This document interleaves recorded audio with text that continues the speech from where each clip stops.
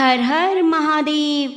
जिसके सिर पर चंद्रमा सुशोभित है, जटाओं में माँ गंगा विराजमान है, जिसके कंठ में विष है लेकिन हृदय में संसार के लिए अपार करुणा है, वो कोई और नहीं स्वयं देवों के देव महादेव हैं। महादेव की महिमा अनंत है। उनकी कथाएं जितनी सुनो उतनी ही गहरी होती जाती हैं। आज की कथा भी एक ऐसी अद्भुत कथा है जिसमें छिपा है भक्ति, विश्वास और स्वयं महादेव की कृपा का रहस्य।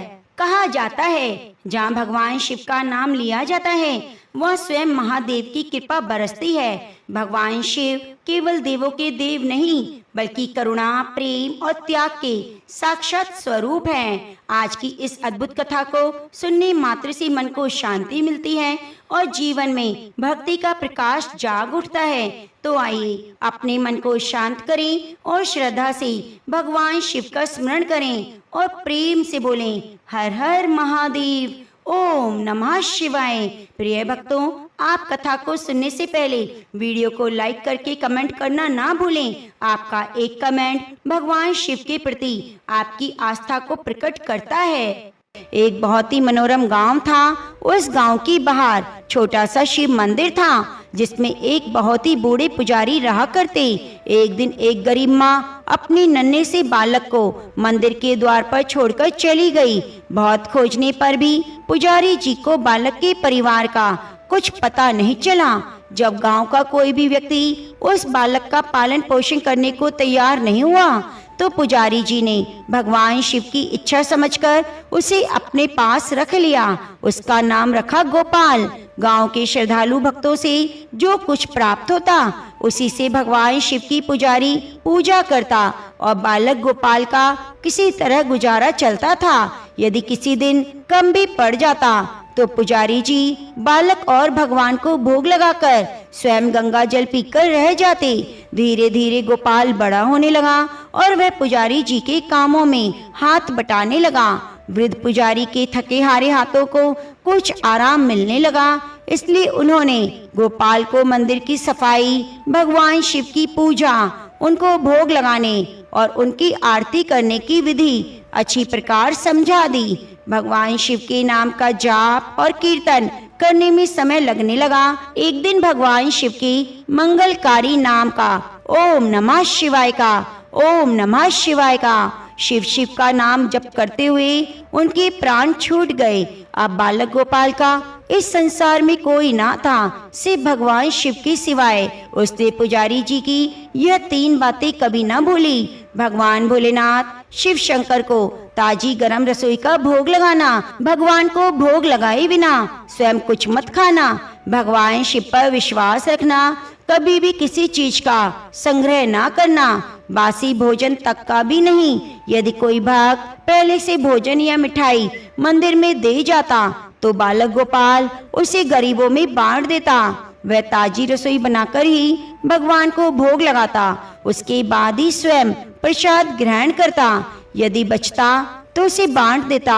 यदि कोई रसोई बनाने को सामग्री नहीं होती तो गोपाल भोले बाबा को गंगा जल पिलाकर ही रह जाता। एक बार बरसात का मौसम आया। 3-4 दिन मूसलाधार बारिश हुई। मंदिर में एक भी भक्त नहीं आया। गोपाल अपने भोले बाबा को गंगा जल का ही भोग लगाता रहा और बेचारा अपने खुद भी गंगा जल पीकर रह जाता। अब देखिए भगवान भोलेनाथ बालक की भक्ति और सहनशीलता की परीक्षा भी ले रहे थे, किंतु आखिर में अपने भक्त बालक को भूख से तड़पता देखकर उनसे रहा नहीं गया। और माता पार्वती तो है ही ममतामयी। वे सेठ के नौकर का रूप धारण करके हाथ में भोजन सामग्री की बहुत सारी पोटली लेकर वर्षा में भीगते हुए मंदिर के द्वार पर जा पहुँचे। उन्होंने आवाज लगाकर गोपाल को बुलाया और हाथ में पोटली देते हुए बोले, सेठ जी ने कच्चा सामान भेजा है, इसे रसोई बनाओ, भोग लगाओ और स्वयं भी प्रसाद पाओ। मैं कल फिर आऊंगा। गोपाल ने आशीर्वाद देकर विदा किया और सूखी गीली लकड़ियों से धुएं में गरम रसोई बनाकर भोले बाबा को भोजन कराया। और पूरे बरसात के मौसम में भोले बाबा नौकर के वेश में गोपाल के घर आते और सीधा देकर चले जाते, स्वयं भी गरम गरम रसोई का भोग पाते। एक दिन गोपाल ने सोचा, सेठ जी को सीधा भेजते हुए 4 महीने हो गए, किंतु वे स्वयं कभी भी मंदिर ना आए, कभी भी भोले बाबा का प्रसाद ग्रहण नहीं किया। अगले दिन जब भोले बाबा नौकर के वेश में पोटली लेकर आए तो भोला भगत गोपाल बोला, भाई तुम्हारे इतने धर्मात्मा सेठ जी कभी मंदिर में प्रसाद लेने नहीं आते, इस कारण मेरा हृदय अत्यंत दुखी हो रहा है। अपने सेठ जी से कहना कल वे मंदिर में प्रसाद ग्रहण करने के लिए अवश्य आए। यह सुनकर नौकर बने भगवान शिव चौंक कर घबरा गए, बोले, अरे अरे पुजारी जी, सेठ जी तो मेरे द्वारा आपको सीधा भेजते हैं, न आपको राशन तो भेजते हैं। आप इससे पकवान बनाएं, भोले बाबा को भोग लगाएं, स्वयं प्रसाद खाएं, फिर सेठ जी को बीच में बुलाने की क्या जरूरत पड़ गई। जैसा चल रहा है चलने दीजिए। ना गोपाल बोला, ऐसा कैसे चलने दूं? आपके धर्मात्मा सेठ तो इतने दिनों से भोले बाबा का प्रसाद बनाने के लिए इतना सारा राशन भेजते हैं, क्या मैं उन्हें भगवान का प्रसाद देने का अपना कर्तव्य पूरा नहीं करूं? मैं किसी का उद्धार खाने वाला नहीं। अपने सेठ जी से कह देना, यदि कल भोले बाबा का प्रसाद ग्रहण करने वे नहीं पधारे तो मैं उनका सीधा लेना बंद कर दूंगा, मैं उनसे कोई सामग्री नहीं लूंगा। नौकर बने भोले बाबा तो अपने भोले भगत की अकड़ देखकर कांप उठे और सोचकर मन ही मन हंस रहे थे, अरे वाह, आज तो लेने वाला ही देने वाले पर भारी पड़ गया। लेकिन सरल हृदय भक्त के मनोभाव पर वे रीझ गए, बोले, ठीक है पंडित जी, कल सेठ जी मंदिर में प्रसाद ग्रहण करने अवश्य आएंगे।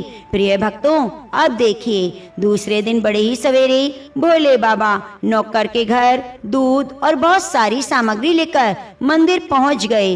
गोपाल चौंकते हुए बोला, भाई आज इतना सारा सीधा किस लिए? नौकर बने भोले बाबा बोले, पुजारी जी भूल गए, आज अपने सेठ जी को प्रसाद के लिए बुलाया है, इसलिए आप बड़े ही मन से स्वादिष्ट रसोई बनाइए, भोले बाबा को भोग लगाइए। हाँ, यह तो बता दीजिए सेठ जी किस समय आए?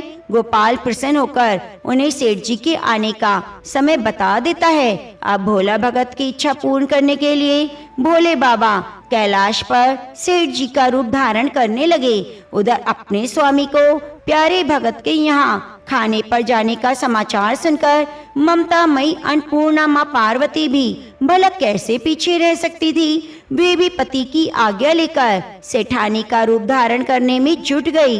भोले बाबा ने अपने गले में मुंडों की माला उतार दी, शरीर पर लगी भस्म, कमर पर पहना हुआ बागंबर, बाहों और कानों में पहने सर्पों का हार भी उतार दिया। उन्होंने एक मखमल सुंदर कुर्ता धारण किया, जटाएं सीधी कर गंगा और चंद्रमा को उसमें छिपा लिया, ऊपर से सुंदर सी रंग बिरंगी पगड़ी पहनी। सदैव नंगे पैर विचरण करने वाले शिव जी आज अपने पैरों में रेशमी जूतियां धारण कर रहे थे।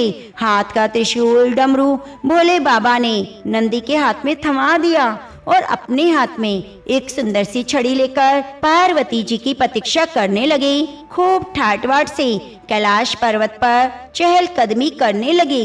उधर पार्वती जी घंटों से अपना श्रृंगार करने में जुटी हुई थी। वैसे ही उन्होंने आज अपने पतिदेव के नगर में बनी सुंदर नगरी काशी झांसी बनारसी साड़ी उन्होंने पहन ली, जिसका रंग सेठ जी के कुर्ते से बहुत ही मिलता जुलता था।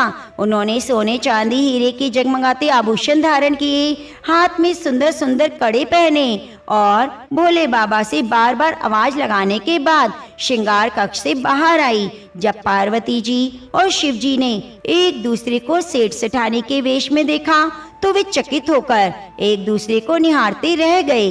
दोनों ने एक दूसरे को देखकर निहाल हो रहे थे। कभी एक दूसरे का स्वरूप ना देखा था ऐसा। जब भगवान गौरी शंकर सेठ सेठानी का रूप धारण कर कैलाश से अपने भक्त के यहाँ दावत खाने के लिए चले तो गणेश जी और कार्तिकेय जी, नंदी, ऋषि मुनि, देवी देवतागण उन्हें देखकर हैरान हो गए। उनकी भी इच्छा थी, परंतु क्या करते, बुलावा तो सिर्फ सेठ सेठानी का था। भगवान शिव और माँ पार्वती को मिला था। शिव जी अपने हाथ में छड़ी लिए हुए घुमाते हुए बड़े मजे से पृथ्वी पर टहलते हुए चल पड़े। पीछे पीछे माता पार्वती अपने पायलों की छन छन करती हुई मंदिर में प्रवेश करती है। भोला भगत जो कि गोपाल आज बहुत ही सवेरे उठकर सेठ जी के स्वागत में भली भांति के पकवान बनाने में जुटा हुआ था। अपने भोले बाबा का भोग वह चलते फिरते तो बना लेता, किंतु आज उसे कई महीनों से भगवान को भोग लगाने के लिए सीधा राशन भेजने वाले सेठ जी को प्रसाद जो देना था, अतः उसने आज अपनी सारी पाक कला झोंक डाली। उसने सेठ जी द्वारा भेजे हुए चावल धोकर खीर बनाई, सेठ जी द्वारा भेजे हुए पिस्ते, बादाम, केसर, चिरौंजी, किशमिश डाले और बड़े प्रेम से आटे को गूंथकर लोइया बनाकर पूरी बनाई। रसोई बनाकर भोला भगत पुनः स्नान करने चला गया ताकि स्वस्थ वस्त्र पहनकर भोले बाबा को भोग लगा सके और सेठ जी उसका प्रसाद पा सके। जब भोला भगत गोपाल स्नान करके लौटा तो देखा सेठ जी प्रसाद ग्रहण करने के लिए स्वयं तो आए ही हैं, संग में सेठानी को भी लाए हैं। दोनों का आदर सत्कार किया, उन्हें आसन देकर बिठाया। बोला, मैं अभी भगवान को भोग लगाकर आता हूँ, फिर आपको प्रसाद परसूंगा। भगवान तो भावना के भूखे हैं। भोले बाबा से भूख सहन नहीं हो पा रही थी, इसलिए वे बोले, पुजारी जी भगवान को जल्दी से भोग लगा कर आइए, भूख सहन नहीं हो रही। भोला भगत गोपाल बोला, सेठ जी भूख तो मुझे भी बहुत जोर की लगी है, किंतु मैं अपनी भूख के कारण भगवान को भोग लगाना थोड़े ही भूल जाऊंगा। यदि दुनिया के सारे लोग इसी तरह अपनी भूख के लिए भगवान को भोग लगाना भूल जाएं, तो भगवान तो भूखे ही रह जाएंगे। सेठ जी बने भोले बाबा। महादेव बोले, अच्छा ठीक है पुजारी जी, एक पत्तल उठा, इधर मैं पत्तल परोसता हूँ, मुझे भूख तो सहन नहीं हो पा रही, और भगवान भोलेनाथ को भोग लगाकर आइए। गोपाल सेठ जी बने भोले बाबा को डांटते हुए बोला, सेठ जी भगवान के काम में ना तो जल्दबाजी चलती है न कंजूसी। मैं जब तक भगवान को भोग नहीं लगा लेता आप रसोई के पास भी नहीं जाना, चुपचाप इधर बैठ जाइए और भगवान के नाम का स्मरण कीजिए। मैं अभी आता हूँ, आपको भरपेट भोजन कराता हूँ। सेठ बने शिव जी डांट खाकर चुपचाप अपने आसन पर जा बैठे। सेठानी बनी पार्वती जी उनकी यह दशा देखकर बड़ी मुश्किल से अपनी हंसी को रोक पाई, लेकिन जैसे ही भोला भगत गोपाल पत्तल में सामग्री लेकर भगवान को भोग लगाने मंदिर में गया, भगवान शिव पार्वती जी को मौन रहने का संदेश देकर चुपके चुपके पैर रखते हुए रसोई में गए। उन्होंने एक एक व्यंजन उठाकर चखना शुरू कर दिया। भोले बाबा तो प्रसाद को चखते ही चौंक गए। खीर में चीनी की जगह नमक भरा हुआ था, सब्जियों में चीनी भरी हुई थी। जैसे ही भोले बाबा ने रोटी का एक ग्रास तोड़कर मुंह में रखा, शीशी करने लगे, क्योंकि रोटी में तो मिर्ची मिर्ची भरी हुई थी। उल्टे पांव भागे, आसन पर जा बैठे। माँ पार्वती अपने स्वामी की हालत देखकर खिलखिलाकर हंस पड़ी। इससे पहले कि भगवान शिव माँ पार्वती के सामने कुछ सफाई देते, गोपाल ओम नमः शिवाय का जप करते हुए आ पहुंचा। उसने भोजन को रसोई में से निकालकर गंगा जल छिड़ककर प्रसाद मिलाकर पवित्र बना डाला और फिर सेठ जी के सामने पत्तल परोस कर हाथ जोड़कर बोला, सेठ जी अब आप जी भरकर प्रसाद पाइए। प्रिय भक्तों, भगवान शिव को तो अभी अभी भक्त की भक्ति से भी जोरदार हाथ की बनी हुई रसोई चख चुके थे, अतः उसे खाने की बात सुनकर उनके पसीने छूट गए। कभी वे गोपाल का मुंह देखें, कभी माँ पार्वती को देखें। गोपाल को सेठ जी की ढील बर्दाश्त नहीं हुई। बोला, सेठ जी अब आपको क्या हो गया? अभी तो इतने उतावले हो रहे थे कि आपको भूख सहन नहीं हो रही थी। अगर आप भोजन ग्रहण करेंगे तभी तो माताजी भी प्रसाद ग्रहण करेंगी और फिर मैं पाऊंगा। गोपाल की ललकार सुनकर भोले बाबा चुपचाप खीर का कुल्हड़ उठाया और सारी नमकीन खीर गटागट पी गए। कुल्हड़ खाली होने की देर थी। वह भोला भगत गोपाल ने उसे झट से भर दिया। अपने प्रिय भक्त के हाथों से परोसे हुए भोग में भगवान को आज 2 गुना स्वाद लगने लगा। जगत जननी माँ पार्वती भक्त और भगवान दोनों के प्रेम को देखकर मंत्र मुग्ध होती रही। जब सारी रसोई समाप्त हो गई तो भगवान ने एक जोरदार डकार ली। भोला बोला, सेठ जी, मैं तो बावला था, जितनी थोड़ी रसोई बनाई। मुझे पता होता कि आपको प्रसाद ग्रहण करना इतना अच्छा लगता है तो मैं ज्यादा रसोई बनाता। भगवान शिव अपने पेट पर हाथ फेरते हुए सेठानी बनी पार्वती जी की ओर मुस्कुराते हुए बोले, पुजारी जी, मैं इतना रोज कहाँ खाता हूँ, किंतु आज प्रसाद इतना स्वादिष्ट बना कि अपने पर वश नहीं कर पाया और खाता ही चला गया।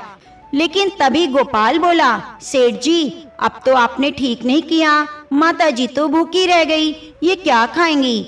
ममता मई पार्वती जी ने गोपाल को देखकर उन्होंने बची हुई खीर की 4 बूंद अपने कंठ में डाल ली। भोले बाबा द्वारा भोग लगाने के बाद प्रसाद में अलौकिक तेज और स्वाद भर गया था। ऐसी सुगंध मीठी खीर चखकर जगत जननी माँ तृप्त हो गई।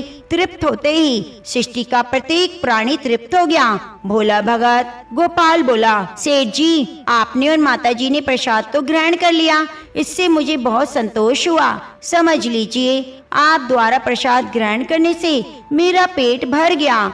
मेरी तो वैसे ही महीने में 4 एकादशी हो जाती हैं, किंतु मैं भी एक दाना तो ले ही लेता हूँ, जिससे भगवान के प्रसाद का अनादर ना हो। यह कहकर जैसे ही गोपाल ने खीर के पात्र में लगा चावल का एक दाना उठाकर कंठ में डाला, उसकी जन्म जन्मांतर की भूख प्यास मिट गई, समस्त वासनाओं की तृप्ति हो गई, उसके ज्ञान के नेत्र खुल गए। उसने देखा सामने त्रिलोकीनाथ भगवान शंकर जगत जननी माँ पार्वती आशीर्वाद मुद्रा में मुस्कुराते हुए खड़े हैं। गोपाल दौड़कर उनके चरणों में लेट गया और भक्ति पूर्वक अश्रुधारा बहाता चला गया। तो प्रेम से बोलिए, हर हर महादेव। इस व्रत कथा को सुनने मात्र से भक्तों की सभी मनोकामनाएं पूरी हो जाती हैं। तो आइए भक्तगणों, भगवान भोलेनाथ के चरणों का ध्यान करते हुए कथा का रसपान करते हैं। आपसे निवेदन है कि आप कथा को सुनते हुए वीडियो को लाइक करके कमेंट बॉक्स में हर हर महादेव जरूर लिखिएगा। प्राचीन काल में मित्रसह नाम के एक राजा हुए, जो महान प्रतापी, दानवीर और भगवान में सच्ची भक्ति रखने वाले थे। एक बार किसी कारणवश वे श्राप से ग्रसित हो घोड़े पर सवार होकर वन में भटक रहे थे। वहीं उनकी भेंट गौतम ऋषि से हुई। राजा ने उन्हें प्रणाम करके अपनी श्राप मुक्ति का उपाय पूछा। तब गौतम ऋषि ने कहा, हे राजन, आज मैंने भाग्यवश चमत्कारी दृश्य देखा, उसे सुनो, इसे सुनकर तुम्हारे दुख दूर हो जाएंगे। गौतम ऋषि ने कहा, राजन, गोकर्ण से आते समय एक स्थान पर दोपहर के समय मुझे एक स्वच्छ सरोवर दिखाई दिया। वहां जल पीकर मैंने रास्ते की थकान दूर की और घनी एक शीतल छाया वाले बरगद के नीचे विश्राम किया। उसी समय थोड़ी ही दूरी पर मैंने एक अंधी बूढ़ी और दुबली पतली चंडालिका देखी। उसका मुख सूख रहा था, उसने कुछ भी भोजन नहीं किया। वह अनेक प्रकार के रोगों से पीड़ित थी। उसके सब अंगों में कोढ़ का घाव हो गया था तथा उसमें बहुत से कीड़े पड़ गए थे। उसकी कमर में पीप और रक्त से सना हुआ एक फटा पुराना वस्त्र लिपटा हुआ था। उसे उस दशा में देखकर मुझे दया आई। उसकी मृत्यु काल की प्रतीक्षा करता हुआ मैं क्षण भर वहीं बैठा रहा। इतने में ही भगवान शंकर के पार्षदों द्वारा लाया जाता हुआ एक विमान दिखा, जो अपनी किरणों से आकाश मार्ग को आलोकित कर रहा था। तब मैंने शीघ्र ही समीप जाकर आकाश में खड़े हुए उन शिवगणों से पूछा, आप लोगों को नमस्कार है। मैंने आप लोगों को पहचान लिया। आप सभी महादेव जी के चरणों के सेवक हैं। कृपया मुझे बतलाइए, आप यहाँ किस लिए पधारे हैं। शिव जी के दूत बोले, हे मुनि, ये जो सामने बूढ़ी चंडालिका मर रही है, इसको ले जाने के लिए भगवान शिव ने हमें आदेश दिया है। यह सुनकर मैंने पूछा, ओहो, ये पापात्मा घोर चंडाली इस दिव्य विमान पर बैठने की अधिकारिणी कैसे हो सकती है।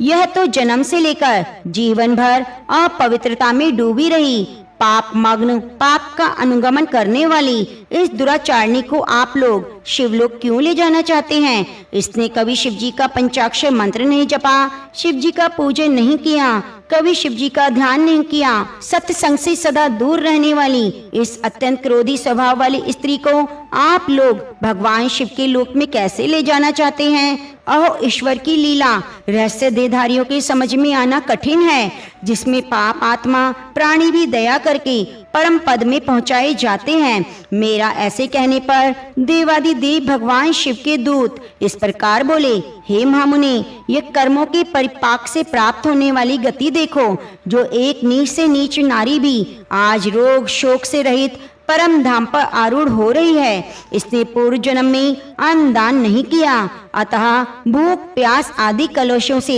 यह पीड़ित हो रही है। इसने जो मदिरा के नशे में अंधी होकर बड़ा भयंकर पाप कर डाला था, उसी के फल से यह अंधी हुई। पूर्व जन्म में इसने जानबूझकर गाय के बछड़े को खाया था, इसलिए इस जन्म में यह अतिशय निंदनीय चंडालिनी हुई। इसने सदा मार्ग का मार्ग त्याग कर पूर्व जन्म में व्यभिचार के मार्ग को अपनाया।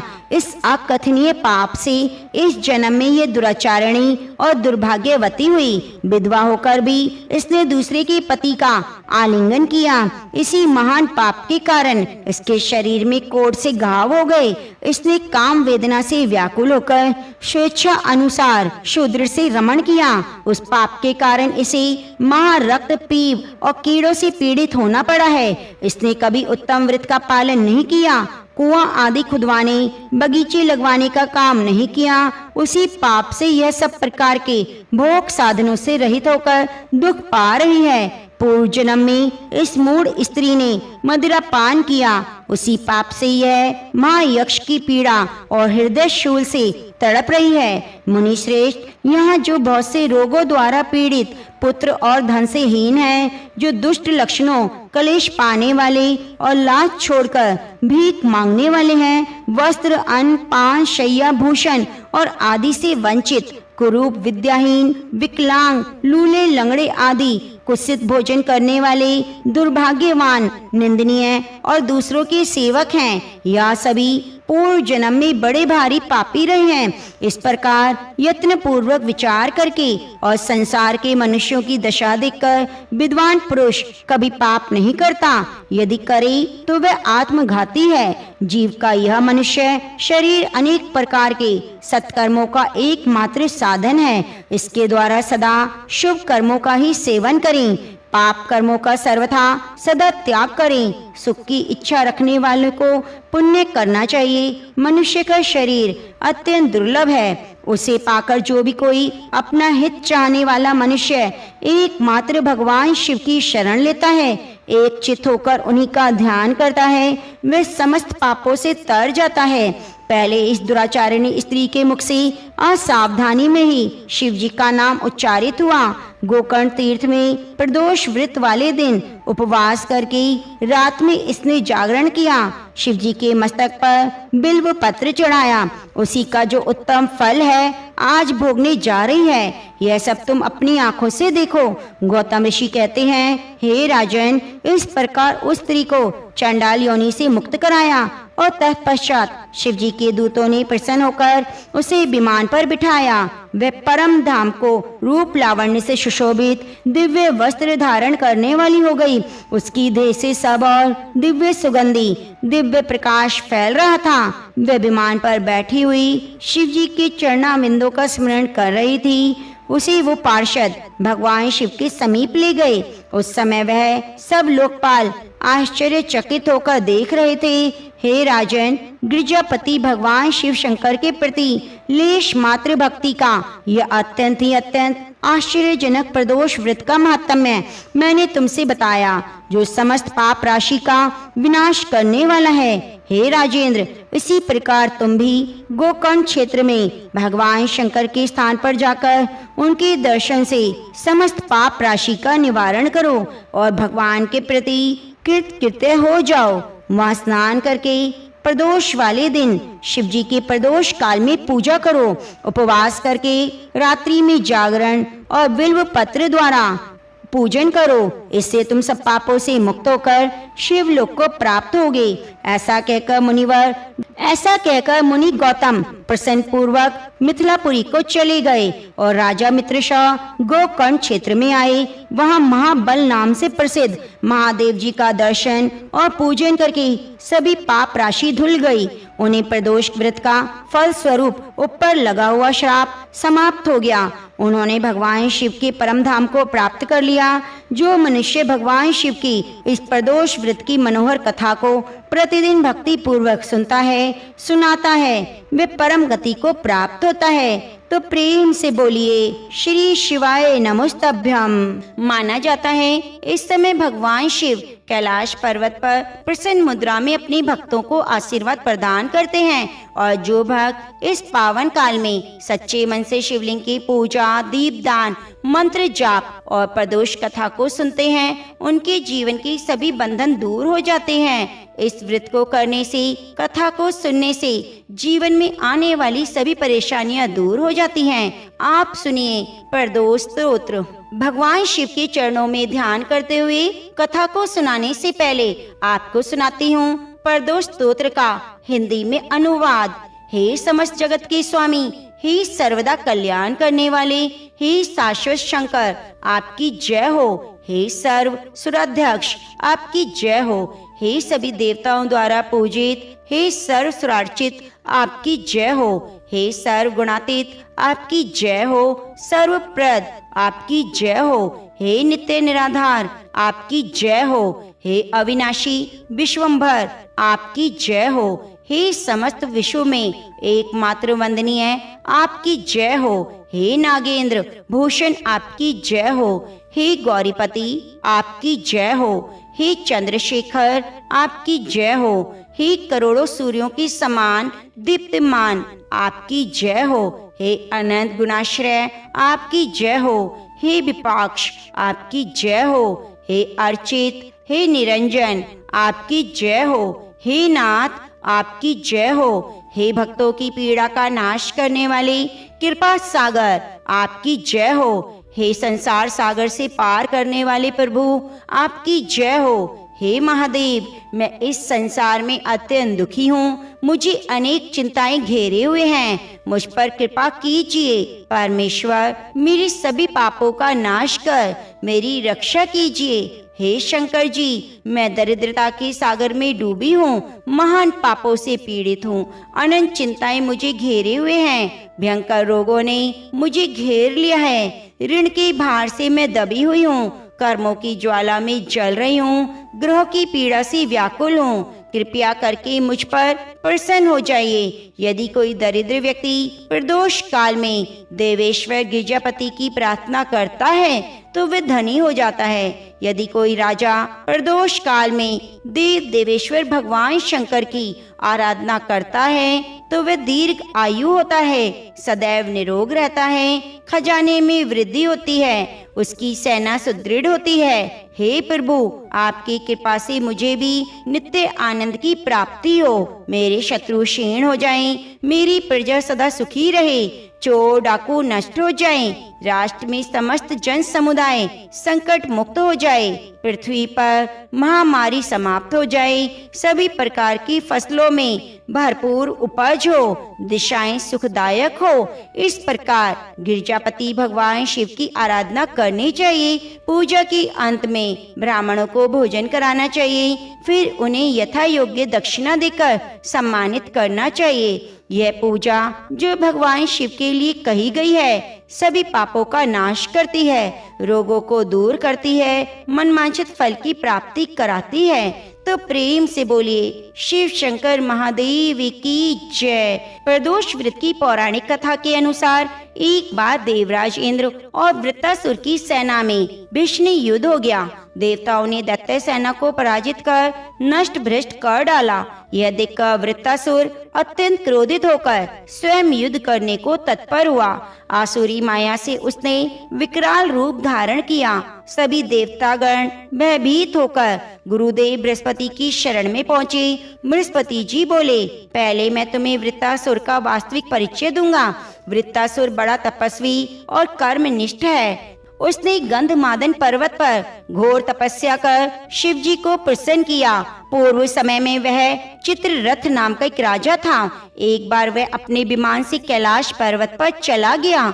वहाँ शिव जी के बाम अंग में माता पार्वती को विराजमान देखकर वह उपहास उड़ाता हुआ बोला, हे प्रभु, मोह माया में फंसे होने के कारण हम तो स्त्रियों के वशीभूत रहते हैं, किंतु देवलोक में ऐसा कभी दिखाई नहीं दिया कि कोई स्त्री आलिंगन बद्ध होकर सभा में बैठे। चित्ररथ के यह वचन सुनकर सर्वव्यापी भगवान शिव हंसकर बोले, हे राजन, मेरा यह व्यवहारिक दृष्टिकोण अलग है। मैंने मृत्युदाता कालकूट महाविष का पान किया है, फिर भी तुम साधारण जन की तरह मेरा उपहास उड़ा रहे हो। इतना कहने के बाद भी भगवान शिव मौन हो गए और मुस्कुराते रहे, किंतु देवी पार्वती को क्रोध आया। वह क्रोधित होकर चित्ररथ से बोली, अरे दुष्ट, तूने सर्वव्यापी महेश्वर के साथ भी मेरा उपहास उड़ाया है, इसलिए मैं तुझे वह शिक्षा दूंगी कि तू फिर ऐसे संतों का उपहास नहीं करेगा।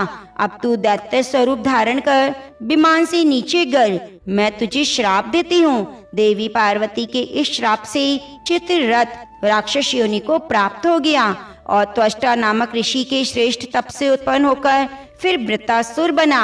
देवता गणों को आगे बताते हुए गुरुदेव बृहस्पति जी बोले, हे देवता गणों, वृत्तासुर बाल्यकाल से ही शिव भक्त रहा, इसलिए हे इंद्र, तुम प्रदोष व्रत कर भगवान शंकर को प्रसन्न करो। तब देवराज ने गुरुदेव की आज्ञा पालन कर प्रदोष व्रत किया। इस व्रत के प्रभाव से देवराज इंद्र ने शीघ्र ही वृत्तासुर पर विजय प्राप्त की। फिर देवलोक में पहले की तरह शांति छा गई। इसलिए प्रदोष व्रत हर शिव भक्त को अपने जीवन में अवश्य ही करना चाहिए। यह व्रत भगवान शिव की कृपा दिलाने वाला है। प्रदोष व्रत रखने वाले भक्तों को, प्रदोष व्रत करने वाले भक्तों को 100 गाय दान करने का फल प्राप्त होता है और सभी पापों से मुक्ति मिल जाती है। जो भक्त किसी कारण से उपवास ना रख पाए तो प्रदोष काल के समय में भगवान शिव की पूजा जरूर करनी चाहिए और कथा को पढ़ना या सुनना चाहिए। ऐसा करने से मनोकामनाओं की पूर्ति होती है। तो प्रेम से बोलिए शिव शंकर